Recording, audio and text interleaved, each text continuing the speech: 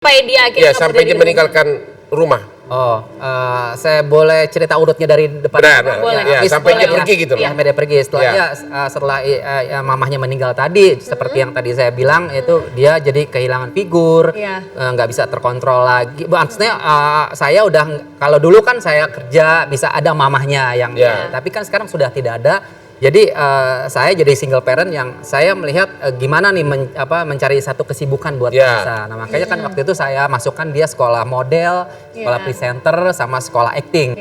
Nah setelah itu baru di umur 13 Vanessa muncul di dunia entertain, dikenal sebagai presenter remaja sama mulai main sinetron. Oh udah masuk TV itu? Udah masuk TV. Mulai umur 13 ya sudah dia kenal dunia entertainment. Perilakunya hubungan dengan laki-laki bagaimana? Iya, saya sudah mulai bebas gaul. Cerita nggak sih punya pacar? Cerita dekat. Karena untuk hal-hal yang kayak gitu dia nggak kemana-mana, pasti curhat ke saya. Open bang.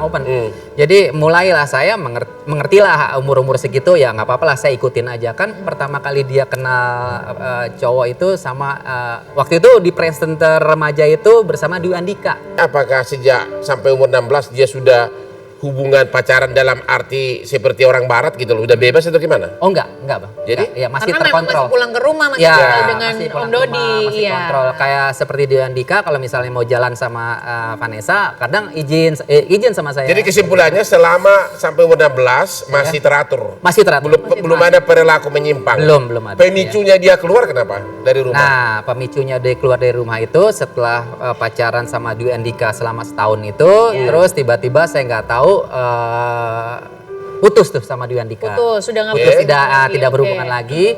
Nah setelah sama Dwi Andika itu baru dia mulai waktu itu musimnya Facebook kan. Facebook, Facebook kenal cowok lah kenal cowok di Facebook. Nah kenal cowok di Facebook waktu itu dikenalin ke saya. Nah, tapi saya langsung atau pertama ngobrol dulu, ngomong langsung, curhat, ketemu langsung. Aja. Ini aku ada kenal sama cowok, siapa, ini inisialnya ini, oh ya, tapi saya masih ragu kok kenalnya di Facebook gitu, dia bukan dunia entertain dari Facebook, akhirnya dikenalin juga, dibawa ke rumah tuh, dikenalin. Nah first impression saya sudah nge-reject pada saat itu. Saya udah lihat dari sikapnya aja attitude-nya kurang baik kepada orang tua gitu. Jadi saya tidak reject secara langsung, tapi saya pelan-pelan. Saya tahu kan anak segini saya takut. Dan itulah penyebab mulai konflik gitu. Om Dodi mungkin bisa jelaskan dulu kaburnya Vanessa waktu umur 16 tahun dari rumah itu apakah dengan laki-laki yang Om reject ini tadi? Iya betul, sama dia karena seminggu itu dia jalan terus sama cowok ini. Maksudnya tidak pulang ke rumah? Pulang ke rumah, tapi kayaknya tidak kenal waktu gitu loh bang. Jadi keluarnya itu pemicu utamanya apa? Apa perselisihan utama? Ya, karena ibu suruh putus atau apa? Ya enggak, saya enggak bilang suruh putus. Waktu itu dia pergi malam minggu terus saya bilang kan ada jam waktu untuk pulang kan, jam 10 udah di rumah.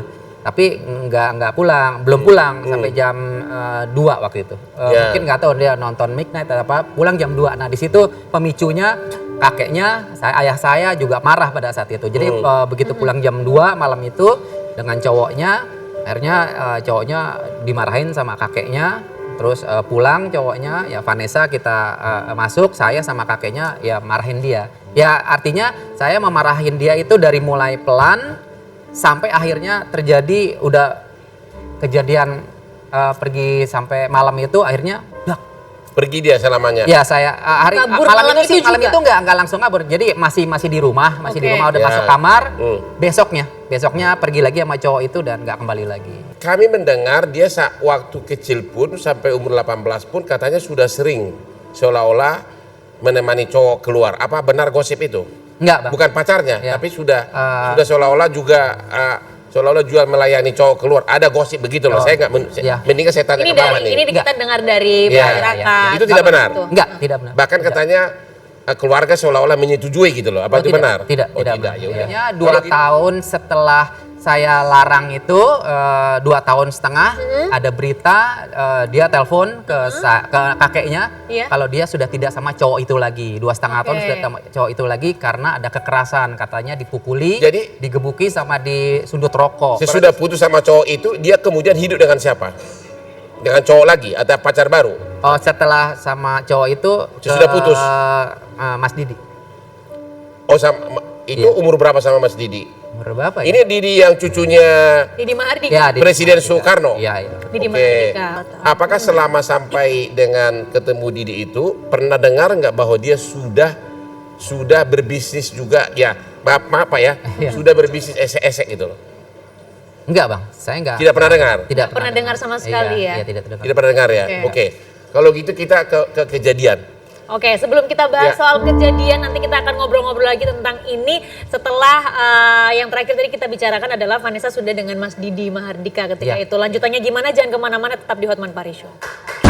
Rekan sebagai pengacara merasa nggak orang tua Vanessa ini kurang memperhatikan anaknya? Selama Memang kurang proses. memperhatikan. Kalau Kenapa? saya bilang kurang memperhatikan. Karena